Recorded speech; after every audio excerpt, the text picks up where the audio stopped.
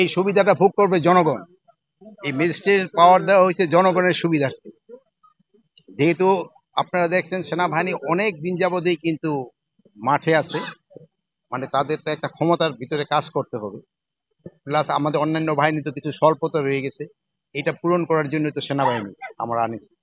যেমন এই এই যে ম্যাজিস্ট্রেট পাওয়ারটা, এইটার সুবিধাটা ভোগ করবে বাংলার জনগণ।